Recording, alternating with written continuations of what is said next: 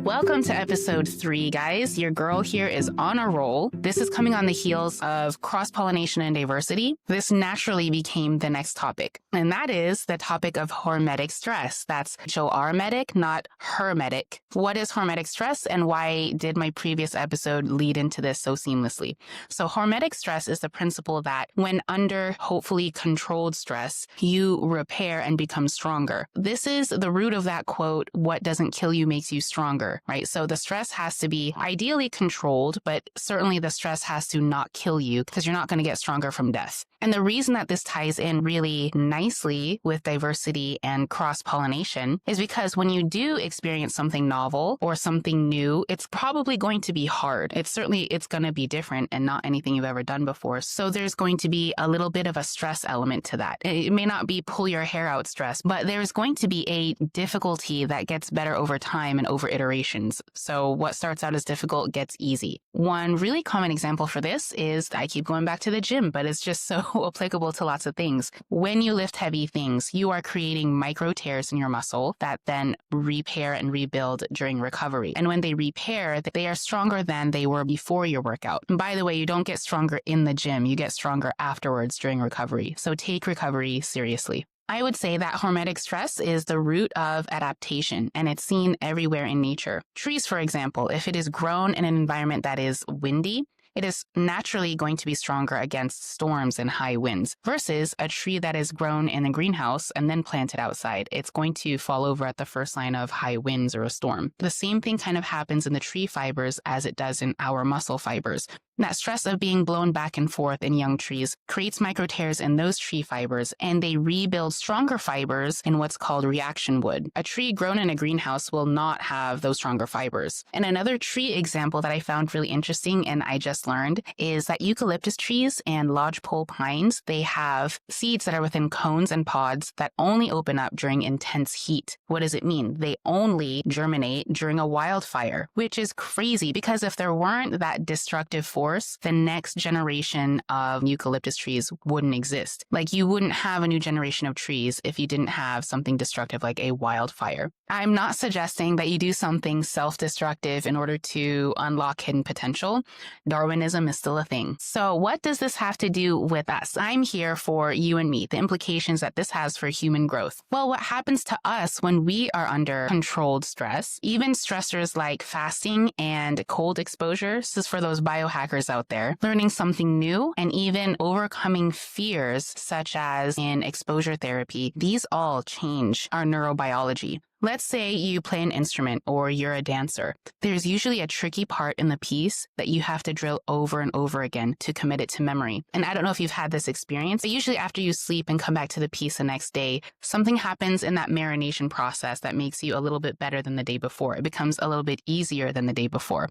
But what is happening to your neurobiology, to your neurons specifically, when you're learning something new or when you're trying to commit something to memory and you keep exposing yourself to it? Well, your axon, which is like the stem, it has a myelin sheath. And when you apply stress, the myelin sheath actually thickens. This is just like electrical cords, how they have a sheath around it. And the thicker that sheath, the more insulated the cords, the faster the electricity can run through it. Exactly the same with your myelin sheath and the axon. You build more dendrites, which are the fingers of the cell. So you literally have more connections to make. And your synapses, which are at the end of the dendrite and actually are responsible for passing the note to the next cell, they become way more efficient at emitting that signal to the next synapse to relay the message along. So literally, your cells, your neurobiology changes, like they physically change when you are under stress. And just like in the gym example, where the progress actually happens outside of the gym during recovery, after you have drilled down a piece in your choreo or in your music, you go home and rest, you wake up the next day and it becomes easier than the day prior, right? That's because all of this is happening during rest. You're also pruning away the sludgy, slow cells that aren't doing anything for you, and you're strengthening the connections that you have and creating more connections. So with all that science talk,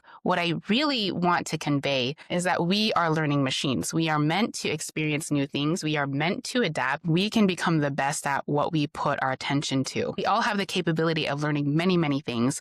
If you want to be the master at one thing, if you want to be an Olympian at one thing, you do that many tens of thousands of times, and you can do that. And I just find that so inspiring because if you have two neurons, if you got two brain cells to rub together, you can learn anything. Okay. And that's what you are here to do. Feel really passionate and inspired by this topic alone. This means that you can put your attention and intention in an activity, in an event. You can become the best at that, or at least very, very good at it. If you have a curiosity for something, you try it and it becomes a passion, do it. You can get really good at it. Or in the case of phobias, if you have picked up a fear of something along the way of life and you go through something called exposure therapy, this literally dulls the reactivity of your amygdala. We've talked about that before. It's your fear and your fight or flight center.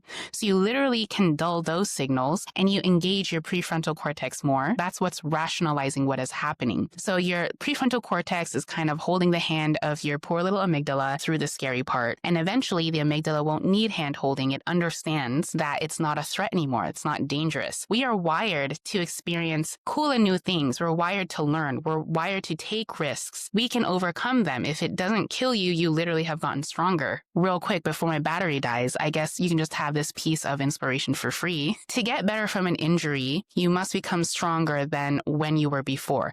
And I'm not saying that as a directive, like you go get stronger than, no, that's naturally what happens. When you heal from an injury, you are actually stronger than you were before. I've been saying that through the whole video, but what can it actually mean from another lens? Recovery leads you to a stronger version of yourself, not to a previous version of yourself. And this can be applied to any adversity, okay? If you go through a horrible breakup, if you've fallen off of a horse and broke a bone, if you've done anything and there was harm there, you can heal yourself. And when you do, you are stronger than you were before. You are built to go out, have adventures, to conquer. You are made for that. Your body is dying to adapt. It literally needs that. You are harming yourself if you are stagnant. You need to be moving forward. So with that, if there's something you're curious about, you need to learn it. If there's something you already know, go master it. And I'll see you in the next one. Sorry, I got really fired up and impassioned because my battery is dying. But I'll see you guys in the next one. Bye.